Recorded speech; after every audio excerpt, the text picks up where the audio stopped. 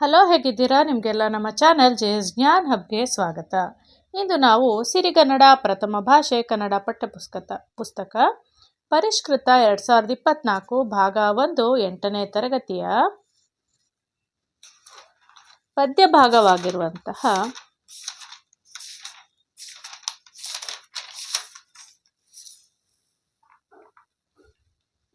ಪದ್ಯ ಭಾಗದಲ್ಲಿ ಬೇವು ಬೆಲ್ಲದೊಳಿಡಲೇನು ಫಲ, ಇದನ್ನ ಪುರಂದರದಾಸರು ಬರೆದಿದ್ದಾರೆ.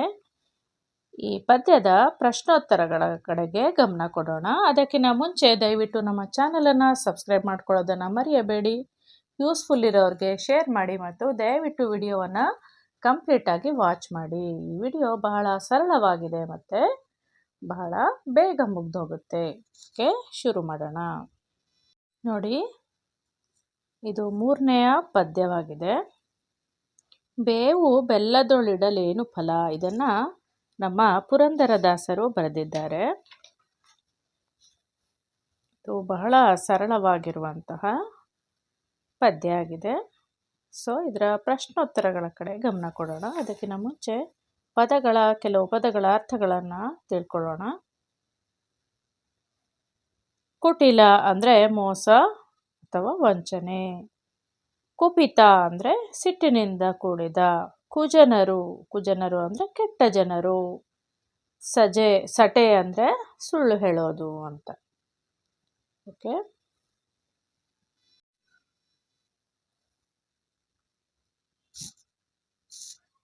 ಬೇವು ಬೆಲ್ಲದೊಳಿಡಲೇನು ಫಲ, ಇದರ ಕೃತಿಕಾರರ ಬಗ್ಗೆ ತಿಳ್ಕೊಳ್ಳೋಣ.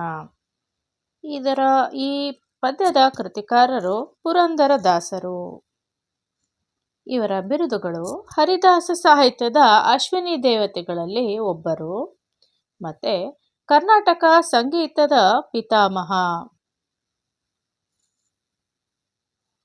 ಇವರ ಹುಟ್ಟು ಇವರು 1480ರಲ್ಲಿ ಮಹಾರಾಷ್ಟ್ರದ ಪುರಂದರಗಡದಲ್ಲಿ ಹುಟ್ಟಿದರು.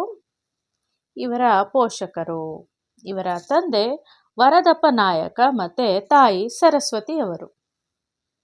ಪೂರ್ವದ ಹೆಸರು, ಮೊದಲು ಇವರಿಗೆ ಏನು ಹೆಸರಿತ್ತು? ಪುರಂದರದಾಸರು ಆಗೋದಕ್ಕಿಂತ ಮುಂಚೆ ಇವರ ಹೆಸರು ಶ್ರೀನಿವಾಸ ನಾಯಕ ಅಂತ ಇತ್ತು. ರಚನೆಗಳು ಯಾವ್ಯಾವು? 100 ಹರಿಭಕ್ತಿಯ ಕೀರ್ತನೆಗಳು. ಮತ್ತು ಅಂಕಿತ, ಇವರು ಯಾವ ಅಂಕಿತದಿಂದ ಫೇಮಸ್ ಇದ್ದಾರೆ ಅಂದರೆ ಪುರಂದರ ವಿಠಲ ಅನ್ನೋದು ಇವರ ಅಂಕಿತ. ಕೆಳಗೆ ಅಭ್ಯಾಸಗಳ ಕಡೆ ಗಮನ ಕೊಡೋಣ. ಕೆಳಗಿನ ಪ್ರಶ್ನೆಗಳಿಗೆ ಒಂದು ವಾಕ್ಯದಲ್ಲಿ ಉತ್ತರಿಸಿ. 1 ಮಾರ್ಕ್ ಕ್ವಶನ್ನು. ಪುರಂದರದಾಸರ ಅಂಕಿತ ಯಾವುದು? ಉತ್ತರ: ಪುರಂದರದಾಸರ ಅಂಕಿತ ಪುರಂದರ ವಿಠಲ. 2. ಜಪದ ಫಲ ನಮಗೆ ಸಿಗಬೇಕಾದರೆ ಯಾವುದನ್ನು ಬಿಡಬೇಕು? ಜಪದ ಫಲ ಸಿಗಬೇಕಂದ್ರೆ ನಾವೇನು ಬಿಡಬೇಕು? ಉತ್ತರ: ಜಪದ ಫಲ ನಮಗೆ ಸಿಗಬೇಕಾದರೆ ಕಪಟತನ ಅಂದರೆ ಏನು? ಮೋಸ ಮಾಡೋದನ್ನು ಬಿಟ್ಟರೆ ನಮಗೆ ಜಪದ ಫಲ ದೊರೆಯುತ್ತದೆ. 3. ಮಂತ್ರ ಪಠನೆಯ ಫಲ ಸಿಗಬೇಕಾದರೆ ಮನುಜ ಏನನ್ನು ಬಿಡಬೇಕು? ಮಂತ್ರ ಪಠನೆಯ ಫಲ ಸಿಗಬೇಕಂದ್ರೆ ಮನುಷ್ಯ ಏನು ಬಿಡಬೇಕು? ಉತ್ತರ: ಮಂತ್ರ ಪಠನೆಯ ಫಲ ಸಿಗಬೇಕಾದರೆ ಮನುಜ ಕುಟಿಲತೆ ಅಂದರೆ ಏನು? ಮೋಸ ಮತ್ತು ವಂಚನೆಯನ್ನು ಬಿಡಬೇಕು. ಮೋಸ ವಂಚನೆ ಎಲ್ಲ ಮಾಡಿಕೊಂಡು ಮಂತ್ರಗಳನ್ನು ಪಠಿಸಿದ್ರೆ ಏನು ಫಲ ಇಲ್ಲ ಅಂತ ಹೇಳ್ತಿದ್ದಾರೆ. 4. ಗೀತೆಯನ್ನು ಓದಿದಷ್ಟು ಫಲ ಯಾವಾಗ ದೊರೆಯುತ್ತದೆ? ಭಗವದ್ಗೀತೆಯನ್ನು ಓದಿದರೆ ಯಾವಾಗ ಫಲ ದೊರೆಯುತ್ತೆ? ಗೀತೆಯನ್ನು ಓದಿದ್ರೆ ಅಂತ ಕೇಳ್ತಾ ಇದ್ದಾರೆ. ಉತ್ತರ: ಘಾತಕತನ ಅಂದರೆ ಮೋಸ ಬಿಟ್ಟರೆ ಗೀತೆಯನ್ನು ಓದಿದಷ್ಟು ಫಲ. ನಾವು ಮೋಸವನ್ನು ಮಾಡೋದನ್ನು ಬಿಟ್ಟರೆ ಸಾಕು, ಗೀತೆಯನ್ನು ಓದಿದಷ್ಟು ನಮಗೆ ಪುಣ್ಯ ಸಿಗುತ್ತೆ ಅಥವಾ ಫಲ ಸಿಗುತ್ತೆ ಅಂತ ಹೇಳ್ತಾ ಇದ್ದಾರೆ. Second main. ಕೆಳಗಿನ ಪ್ರಶ್ನೆಗಳಿಗೆ 3-4 ವಾಕ್ಯಗಳಲ್ಲಿ ಉತ್ತರಿಸಿ. 1. ಯಾತ್ರೆ ಮಾಡುವುದು ಮತ್ತು ಗೀತೆಯನ್ನು ಓದಿದರೆ ದೊರೆಯುವ ಫಲ ಏನು? ಯಾತ್ರೆಯನ್ನು ಮಾಡಿದ್ರೆ ಮತ್ತು ಭಗವದ್ಗೀತೆಯನ್ನು ಓದಿದ್ರೆ ಏನು ಫಲ ಸಿಗುತ್ತೆ ಅಂತ ಕೇಳ್ತಾ ಇದ್ದಾರೆ. ಉತ್ತರ: ಮಾತಾಪಿತರ ಸೇವೆಯನ್ನು ಮಾಡಿದರೆ, ಸೇವೆ ಮಾಡಿದ್ರೆ ಯಾತ್ರೆ ಮಾಡಿದ ಫಲ ದೊರೆಯುತ್ತದೆ. ನಾವು ಯಾವುದೇ ರೀತಿ ಯಾತ್ರೆ ಮಾಡೋದೇ ಬೇಡ, ತಂದೆ ತಾಯಿಯ ಸೇವೆಯನ್ನು ಮಾಡಿದರೆ ಸಾಕು ಅಂತ ಇದ್ದಾರೆ. ಮತ್ತು ಘಾತಕತನವನ್ನು ಬಿಟ್ಟರೆ ನಿರಂತರ ಗೀತೆಯನ್ನು ಓದಿದ ಫಲ ದೊರೆಯುತ್ತಿದೆ. ದಿನಾಲು ಭಗವದ್ಗೀತೆಯನ್ನು ಓದಿದ ಫಲ ನಾವು ಕೆಟ್ಟ ಬುದ್ಧಿಯನ್ನು ಮೋಸ ಮಾಡೋದನ್ನು ಬಿಟ್ಟರೆ ಸಿಗುತ್ತೆ ಅಂತ ಹೇಳ್ತಾ ಇದ್ದಾರೆ. ಎರಡನೇದು, ಜಪ ಹಾಗೂ ಉಪವಾಸ ವ್ರತಗಳ ಫಲ ಯಾವಾಗ ದೊರೆಯುವುದಿಲ್ಲ? ನಾವು ಜಪ ಮತ್ತು ಉಪವಾಸ ಮಾಡ್ತಾನೆ ಇರ್ತೀವಿ, ಆದರೆ ಫಲ ದೊರೆಯೋದಿಲ್ಲ. ಯಾವಾಗ ಈ ಥರ ಆಗುತ್ತೆ ಅಂದರೆ, ಕಪಟತನದಲ್ಲಿ ಕಾಡುವವರಿಗೆ ಜಪ ಮಾಡಿದ ಫಲ ಮತ್ತು ಸಿಟ್ಟಿನ ಬುದ್ಧಿಯನ್ನು ಬಿಡದೆ, ಅಂದರೆ ಶಾಂತವಾಗಿರದೆ ಸತತ ಉಪವಾಸ ಮಾಡಿದ ಫಲ ದೊರೆಯುವುದಿಲ್ಲ. ಅಂದರೆ ಮೋಸ ಮಾಡೋದು ಮತ್ತು ಬೇರೆಯವರಿಗೆ ಕಾಡಿಸೋದು, ಅಂದರೆ ಬೇರೆಯವರಿಗೆ ಉಪದ್ರವ ಕೊಡುವುದು, ಆಮೇಲೆ ಸಿಟ್ಟು, ಯಾವಾಗಲೂ ಕೋಪ ಮಾಡ್ಕೊಂಡಿರೋದು, ಶಾಂತತೆಯಿಂದ ಇಲ್ದೆಲ್ಲ ಇರೋದ್ರಿಂದ ಏನಾಗುತ್ತೆ, ಜಪ ಮತ್ತು ಉಪವಾಸ ಮಾಡೋದು ಏನು ಪ್ರಯೋಜನ ಆಗೋದಿಲ್ಲ ಅಂತ ಹೇಳ್ತಾ ಇದ್ದಾರೆ. ನೆಕ್ಸ್ಟ್, ಈ ಕೆಳಗಿನ ಹೇಳಿಕೆಗೆ ಸಂದರ್ಭ ಸಹಿತ ಸ್ವಾರಸ್ಯ ಬರೆಯಿರಿ. ಸಂದರ್ಭ. ಈಗ ಒಂದನೇದು, ಮಂತ್ರವ ಪಠನೆಯ ಮಾಡಿದರೇನು ಫಲ? ಈಗ ಆಯ್ಕೆ. ಈ ಮೇಲಿನ ವಾಕ್ಯವನ್ನು ಮೂರನೇ ಪದ್ಯಭಾಗ ಬೇವು ಬೆಲ್ಲದುಳಿಡಲೇನು ಫಲ ಎಂಬ ಪುರಂದರದಾಸರು ರಚಿಸಿದ ಕೀರ್ತನೆಯಿಂದ ಆರಿಸಿಕೊಳ್ಳಲಾಗಿದೆ. ಈ ಆಯ್ಕೆ ಎಲ್ಲದಕ್ಕೂ ಎಲ್ಲ ಸಂದರ್ಭಕ್ಕೂ ಒಂದೇ ಆಗಿರುತ್ತೆ, ಗೊತ್ತಿದೆ ಅಲ್ವಾ ನಿಮಗೆ. ನೆಕ್ಸ್ಟು, ಸಂದರ್ಭ.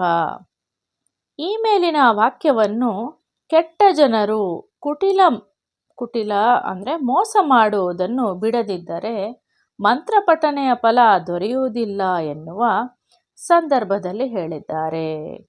ನೋಡಿ, ಕೆಟ್ಟ ಜನರು ಮೋಸ ಮಾಡೋದನ್ನು ಬಿಡಲಿಲ್ಲ ಅಂತ ಹೇಳಿದ್ರೆ ಮಂತ್ರಪಠನೆಯ ಫಲ ಸಿಗೋದಿಲ್ಲ ಅಂತ ಹೇಳಿದ್ದಾರೆ. ಇದರ ಸ್ವಾರಸ್ಯ, ಮೋಸಗಾರರು ದೇವರ ಧ್ಯಾನ ಮಾಡಿದರೇನು ಫಲ ಎಂದು ಸುಂದರವಾಗಿ ವರ್ಣಿಸುವುದು ಸ್ವಾರಸ್ಯಕರವಾಗಿದೆ. ಮೋಸ ಮಾಡ್ತಾನೆ ಇರೋದು ಮತ್ತು ಧ್ಯಾನ ಮಾಡ್ತಾನೆ ಇದ್ದರೆ ಒಳ್ಳೇದು ಹೇಗಾಗುತ್ತೆ ಅಂತ ಹೇಳುವ ಸಂದರ್ಭದಲ್ಲಿ ಹೇಳೋದು ಇಲ್ಲಿ ಸ್ವಾರಸ್ಯಕರವಾಗಿದೆ ಅಂತ. ನೆಕ್ಸ್ಟ್, ಎರಡನೇದು, ಮಾತಾಪಿತರನ್ನು ಬಳಲಿಸುವಾತನು. ಈ ಲೈನನ್ನು ಆಯ್ಕೆ. ಈ ಮೇಲಿನ ಸಾಲುಗಳನ್ನು ಬೇವು ಬೆಲ್ಲದುಳಿಡಲೇನು ಫಲ ಎಂಬ ಪುರಂದರದಾಸರು ರಚಿಸಿರುವ ಪದ್ಯ ಭಾಗದಿಂದ ಆರಿಸಿಕೊಳ್ಳಲಾಗಿದೆ. ಮೇನ್ಮೇನಿರೋದಕ್ಕೆ ಅಂಡರ್ಲೈನ್ ಮಾಡಿದ್ರೆ ಮಾರ್ಕ್ಸು ಚೆನ್ನಾಗಿ ಸಿಗುತ್ತೆ ಮಕ್ಕಳೇ. ಸಂದರ್ಭ. ತಂದೆ ತಾಯಿಯರನ್ನು ಬಳಲಿಸುವವರಿಗೆ ಯಾತ್ರೆ ಮಾಡುವ ಫಲವು ದೊರೆಯುವುದಿಲ್ಲ ಎನ್ನುವ ಸಂದರ್ಭದಲ್ಲಿ ಈ ಮೇಲಿನ ಮಾತುಗಳನ್ನಾಡಿದ್ದಾರೆ. ಅಪ್ಪ ಅಮ್ಮಂಗೆ ಕಷ್ಟ ಕೊಡೋರಿಗೆ ಯಾತ್ರೆ ಮಾಡಿದ ಫಲ ದೊರೆಯೋದಿಲ್ಲ ಅನ್ನುವ ಸಂದರ್ಭದಲ್ಲಿ ಈ ಮೇಲಿನ ಮಾತನ್ನು ಹೇಳಿದ್ದಾರೆ. ಸ್ವಾರಸ್ಯ ಏನಂದರೆ, ತಂದೆ ತಾಯಿಗಳ ಸೇವೆಯನ್ನು ಅತ್ಯಂತ ಸುಂದರವಾಗಿ ಫಲ ದೊರೆಯುವ ಪರಿಯನ್ನು ಸ್ವಾರಸ್ಯಕರವಾಗಿ ಹೇಳಿದ್ದಾರೆ. ಅಂದರೆ ಅಪ್ಪ ಅಮ್ಮನ ಸೇವೆ ಮಾಡಿದ್ರೆ ಒಳ್ಳೆಯ ಫಲ ಸಿಗುತ್ತೆ ಅನ್ನೋದನ್ನು ಬಹಳ ಸ್ವಾರಸ್ಯಕರವಾಗಿ ಹೇಳಿದ್ದಾರೆ. ಮೂರನೇದು, ಸ್ನಾನವ ಮಾಡಿದರೇನು ಫಲ? ಸಂದರ್ಭ. ಈ ಮೇಲಿನ ಆಯ್ಕೆ. ಈ ಮೇಲಿನ ಸಾಲುಗಳನ್ನು ಬೇವು ಬೆಲ್ಲದೊಳಿಡಲೇನು ಫಲ ಎಂಬ ಪುರಂದರ ದಾಸರು ರಚಿಸಿರುವ ಪದ್ಯಭಾಗದಿಂದ ಆರಿಸಿಕೊಳ್ಳಲಾಗಿದೆ. ಸಂದರ್ಭ. ಕೆಟ್ಟ ಕೆಲಸಗಳನ್ನು ಮಾಡಿ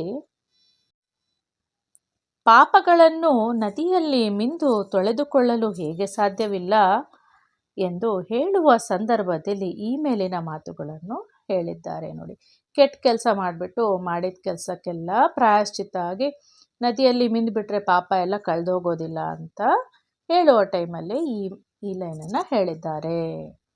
ಸ್ವಾರಸ್ಯ. ಈ ಕೆಟ್ಟ ಕೆಲಸಗಳನ್ನು ಮಾಡಿ ನದಿಯಲ್ಲಿ ಮಿಂದರೆ ಪ್ರಯೋಜನವಿಲ್ಲ ಎಂದು ಬಹಳ ಸುಂದರವಾಗಿ ವಿವರಿಸಿರುವುದು ಸ್ವಾರಸ್ಯಕರವಾಗಿದೆ. ಕೆಟ್ಟ ಕೆಲಸ ಮಾಡಿಬಿಟ್ಟು ನದಿಯಲ್ಲಿ ಮಿಂದರು ಏನು ಪ್ರಯೋಜನ ಇಲ್ಲ ಅನ್ನೋದನ್ನು ಬಹಳ ಸುಂದರವಾಗಿ ಹೇಳಿದ್ದಾರೆ ಅನ್ನೋದು ಸ್ವಾರಸ್ಯಕರವಾಗಿದೆ.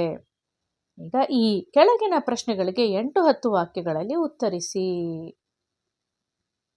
ಪುರಂದರ ದಾಸರ ದೃಷ್ಟಿಯಲ್ಲಿ ನಮ್ಮ ಶ್ರಮಕ್ಕೆ ಫಲ ದೊರೆಯುವುದು ಯಾವಾಗ? ಪುರಂದರ ದಾಸರ ಪ್ರಕಾರ ನಾವು ಕಷ್ಟಪಟ್ಟಿದ್ದಕ್ಕೆ ಫಲ ಯಾವಾಗ ದೊರೆಯುತ್ತೆ ಅನ್ನೋದು ಈ ಪ್ರಶ್ನೆ.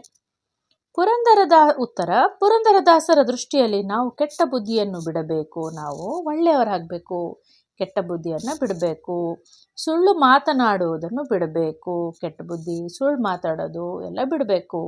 ನಮ್ಮ ತಂದೆ ತಾಯರಿಗೆ ಕಷ್ಟವಾಗದಂತೆ ಸೇವಾ ಮನೋಭಾವನೆಯನ್ನಿಟ್ಟುಕೊಂಡಾಗ ಬೇರೆಯವರಿಗೆ ಮೋಸ ಮಾಡದಂತೆ ಕೋಪದ ಮನೋಭಾವನೆಯನ್ನು ಬಿಟ್ಟು ಕೆಟ್ಟ ಅಥವಾ ಹೀನ ಕೆಲಸಗಳನ್ನು ಬಿಟ್ಟು ಶ್ರೀಹರಿಯ ಧ್ಯಾನ ಮಾಡಿದರೆ ನಮ್ಮ ಶ್ರಮಕ್ಕೆ ಫಲ ದೊರೆಯುತ್ತದೆ. ನಮ್ಮಲ್ಲಿರುವ ಅವಗುಣಗಳನ್ನೆಲ್ಲ ಬಿಟ್ಟರೆ ನಮಗೆ ನಾವು ಮಾಡಿದ ಕೆಲಸಕ್ಕೆ ಪುರಂದರದಾಸರ ದೃಷ್ಟಿಯಲ್ಲಿ ನಮ್ಮ ಶ್ರಮಕ್ಕೆ ಫಲ ದೊರೆಯುತ್ತದೆ. ಏನಂದರೆ ಅಪ್ಪ ಅಮ್ಮನಿಗೆ ಕಷ್ಟವಾಗದಂತೆ ಸೇವೆ ಮಾಡಬೇಕು, ಮತ್ತು ಕೋಪದಿಂದ ಯಾವಾಗಲೂ ಇರಬಾರ್ದು, ಶಾಂತವಾಗಿರಬೇಕು, ಬೇರೆಯವ್ರಿಗೆ ಮೋಸ ಮಾಡಬಾರ್ದು, ಕೆಟ್ಟ ಕೆಲಸವನ್ನು ಮಾಡದೆ ನಾವು ಯಾವಾಗಲೂ ದೇವರ ಧ್ಯಾನವನ್ನು ಮಾಡಿದ್ರೆ ನಮ್ಮ ಶ್ರಮಕ್ಕೆ ಫಲ ಸಿಗುತ್ತೆ ಅಂತ ಪುರಂದರದಾಸರು ಬಹಳ ಚೆನ್ನಾಗಿ ಈ ಪದ್ಯದಲ್ಲಿ ಹೇಳಿದ್ದಾರೆ.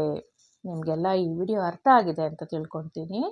ಇದೇ ರೀತಿಯ ವಿಡಿಯೋಸ್ಗಾಗಿ ದಯವಿಟ್ಟು ನಮ್ಮ ಚಾನಲನ್ನು ಸಬ್ಸ್ಕ್ರೈಬ್ ಮಾಡ್ಕೊಳ್ಳೋದನ್ನು ಮರೆಯಬೇಡಿ. ಧನ್ಯವಾದಗಳು.